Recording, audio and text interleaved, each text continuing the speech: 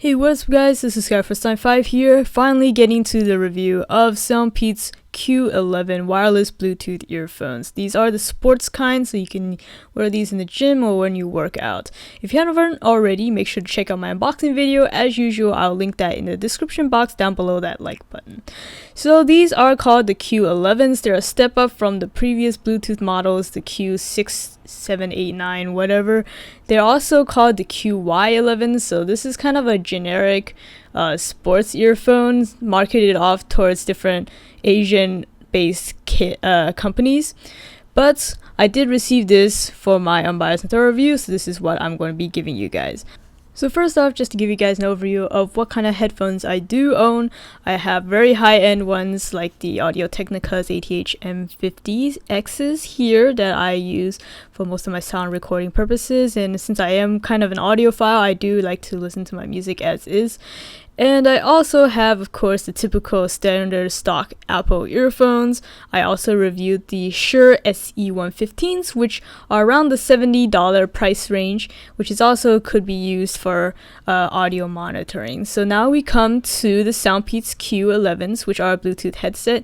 I also did own a ME Electronics Runaway Bluetooth headphone, but this is my first actual Bluetooth earphones, sports style, so I'm really excited when I got these. Now these are currently priced at about $50 on Amazon.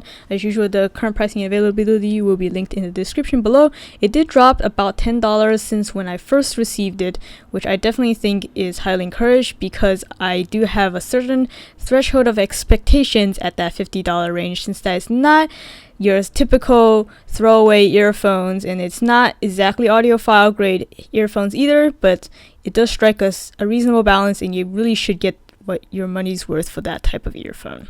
So I'm actually going to go ahead and start with features in this video. You are able to do all your standard music playback like pause, play, volume up, volume down, skip tracks, all that jazz. And you're also able to activate any kind of voice assistance that you have on your phone. So if you have iOS, then you obviously activate Siri. And it's also able to answer and reject phone calls with the press of the middle button. Now, despite having the same three buttons as found as, say, the Apple EarPods, they don't have the same functionality when you press them a certain way. For instance, to skip a track on the Apple EarPods, you would just double press the middle button. But on these earphones, you would have to long press the plus button, which when I first tried it out, and I of course didn't look at the manual closely enough, so when I wanted to increase the volume and I held down the plus button, it just skipped tracks. So it'll take a little bit of getting used to. I'm not quite sure that this is the most intuitive way to do it, but it's not something I would deduct points for. What I will deduct points for is how subtle these buttons are. The plus and minus buttons are just barely raised. If you're not used to it, it'll take a while again to get used to pressing these buttons, figuring out, and especially the way that it's designed. It's meant for you to clip it behind onto your shirt and then pull the string in so that it will reduce any kind of cable noise when you're working out. And so then you have to reach behind your neck to press these buttons, and it really would help if the buttons are raised a little bit more so you wouldn't have to fumble every time you wanted to, say, raise the volume or skip a track. So that kind of leads me into how comfortable is it when you wear it. Now, they do have a variety of ear tips which you can try to adjust it and fit it to your ears. And they also have this little flexible hook here in the intention to try to keep these earphones in your ears when you're working out as much as possible. Now, these flexible ear hooks, as I said, are flexible, but unfortunately they are not adjustable. Therefore, if you needed this to be arced a little bit more or a little bit less, you cannot make that adjustment. For me, my ears are a little bit smaller, and thus these ear hooks actually end up raising a little bit above my earlobe, so they're not actually tightly wound around my ears, which actually caused them to fall out while I was jogging and was not exactly ideal when I was playing basketball either. The little clip that they include and also the cable management round circle pull string thingamabob, I'm not too sure what to call it, definitely does help to reduce the cable noise and keep the earphones as close to my body as possible to reduce any kind of drag. And for the most part, I didn't have too much problems with the earphones falling out. There were a couple times where they did fall out, but overall it wasn't too much of a problem.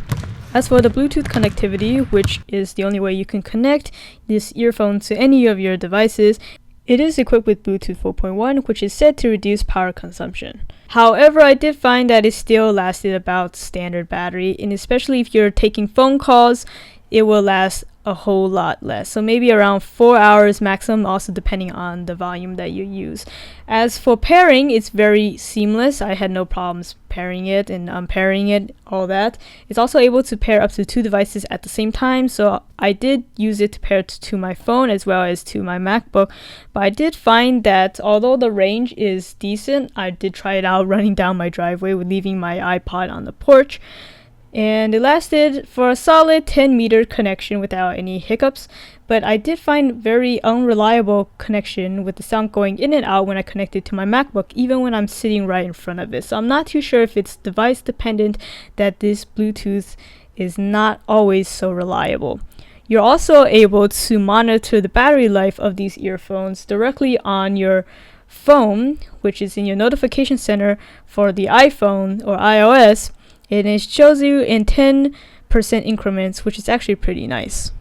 As with all Bluetooth headsets, it has this blue little blinking light here that indicates that you're connected to Bluetooth or not, or whether you are pairing.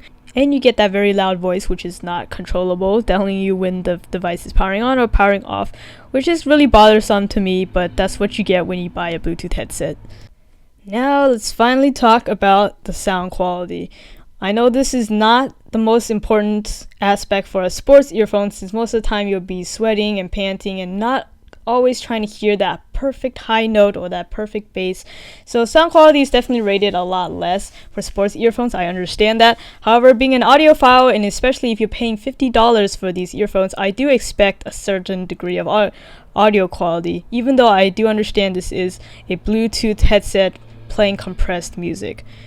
However, unfortunately, I have to say that the sound quality is very mediocre. The music is very colorless, and the bass is not boomy at all. The high ends is just not there. The mids are just very mushy. The soundstage is pretty much nothing.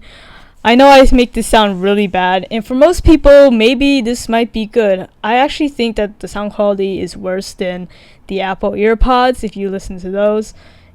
So, well, I really can't say any good things, honestly, about the sound quality. If anything, it's really mediocre. So for $50, what exactly are you getting? Well, I actually really like the accessories. It comes with a slew of accessories. I like the carrying pouch, the ear tips, though I did find that the ear tips attracted dust really easily, and it really did feel cheap. In fact, the whole setup actually feels very plasticky and something that would not take a lot of money to manufacture overall.